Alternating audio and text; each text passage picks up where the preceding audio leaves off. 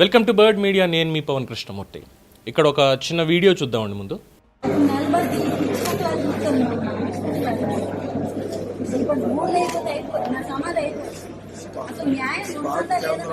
ఉపాధ్యాయులు అడావిడి చేస్తున్నారు.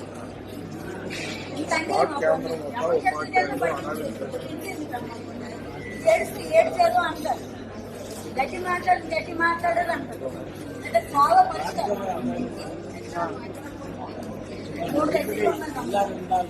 అప్పుడు పట్టింపు తెలుస్తూ ఉంటుందమ్మా. ఇది న్యాయం అన్యాయం అని లోకంలోనమ్మా క్లబ్లు పట్టింపు చేస్తుంది అమ్మా.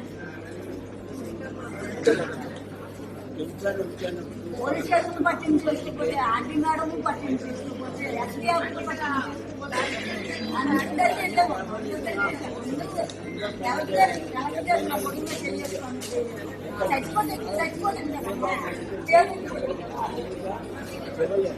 పంపిస్తారు. నడక పెట్టిస్తే అలా పంపిస్తారు. వచ్చించారా అదే పని. ఆ డాయట్ మనదే ఉంటారు. ఇంచాలో మా జీరోసిటీ చేస్తాము పని. కాకపోతే ఏంటంటే ఎన్నోసార్లు డాక్టర్ పొద్దున్న చేయేస్తుంది ఫోటోలు తీసుకొని పేపర్లు అంటే వేస్తున్నా అవన్నీ. చూసారుగా, 2 ఏళ్ల నుంచి పెన్షన్ కోసం ఎక్కని గుమ్మం లేదు, కలవని మనిషి లేరు. అధికారుల్ని, అక్కడ ఉన్నటువంటి సచివాలయ ఉద్యోగుల్ని, వార్డు సంబంధించినటువంటి వాళ్ళని, ప్రతి ఒక్కళ్ళ దగ్గరికి స్పందన కార్యక్రమాల్లో, పేపర్లో కూడా దానికి సంబంధించినటువంటి ఆర్టికల్స్ వచ్చినా కూడా ఇంకా ఆ మహిళకి, ఆ వృద్ధ మహిళకి పెన్షన్ అనేది ఇవ్వట్లేదు అని చెప్పి. అట్ ద సేమ్ టైం నేను చంద్రబాబు నాయుడు గారు శ్రీకాకుళంలో ఇంకొన్ని వ్యాఖ్యలు చేశారు. మీ వల్ల చాలా ఇబ్బంది పడాల్సి వస్తుంది, అధికారులను ఉద్దేశించి మీ వల్ల చాలా ఇబ్బంది పడాల్సి వస్తుంది, మరి ఒకవేళ మీరు పని చేయకపోతే రాజీనామాలు చేసి వెళ్ళిపోండి, ప్రత్యామ్నాయం మేము చూసుకుంటాం, మేము డెఫినెట్గా ప్రత్యామ్నాయం పెట్టుకునే ఉన్నాం, ఇక్కడ ఎవరి వల్ల పనులు ఆగడానికి వీల్లేదు, ప్రభుత్వానికి మచ్చ రావడానికి వీల్లేదు అంటూ చాలా సీరియస్ అయ్యారు.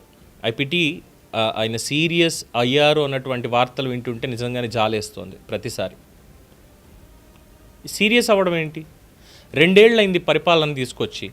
ఈ 2 ఏళ్ల పరిపాలనా కాలంలో కనీసం హోల్డ్ రాలేదా ప్రభుత్వ ఉద్యోగులకు సంబంధించి? అంటే వాళ్ళు ఎవరు మేము సహకరించాం, సహాయ నిరాకరణ మాత్రమే చేస్తాం, ఎవరికి సేవలు అందించాం, అవసరమైతే ఇలాగే చేస్తామంటే ఎందుకు ఉపేక్షించాలి? ఒక సామాన్యుడు మున్సిపాలిటీలో పన్ను కట్టట్లేదు అంటే తీసుకొచ్చి చెత్త ఇంటి ముందు పడేస్తున్నారే.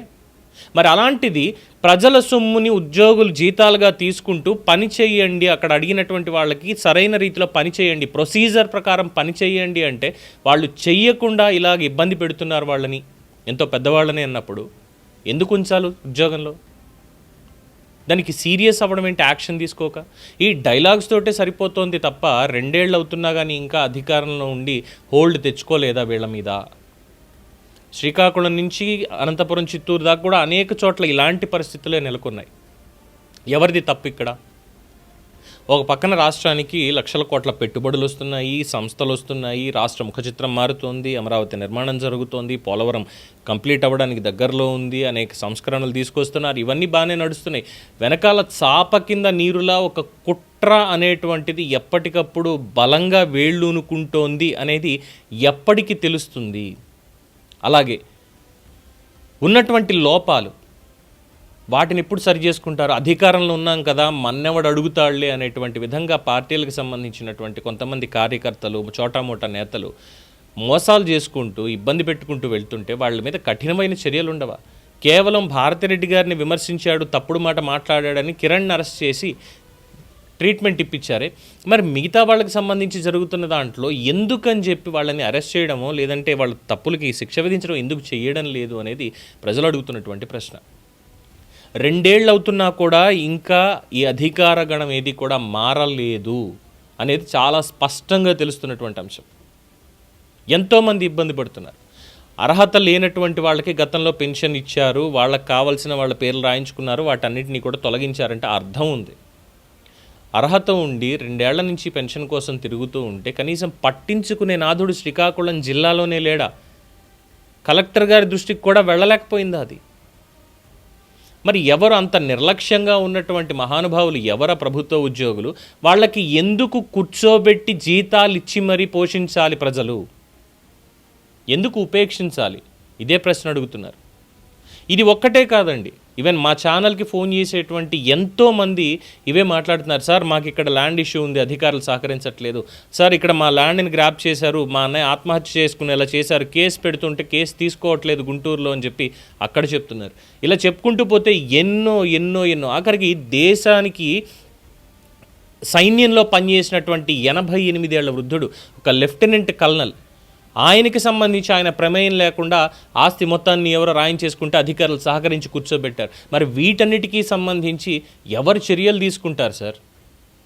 1999లో ముఖ్యమంత్రిని మళ్ళీ చూస్తారు మీరు నారా చంద్రబాబు నాయుడు గారిని అంటే this is not that Nara Chandrababu Naidu, definitely not.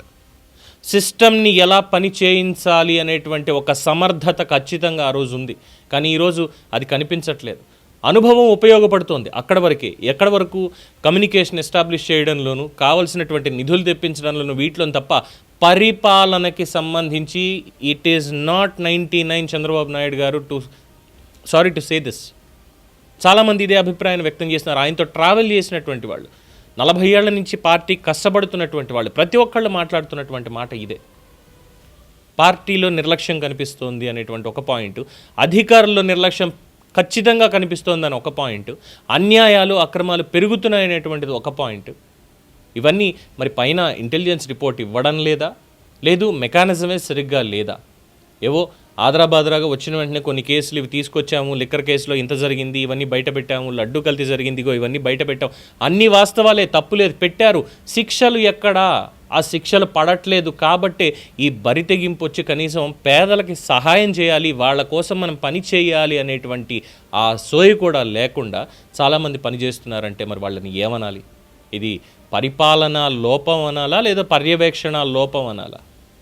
తప్పు ఎవరిది? మీ అభిప్రాయం తెలియచేయండి. చూస్తూనే ఉండండి ది బర్డ్ మీడియా.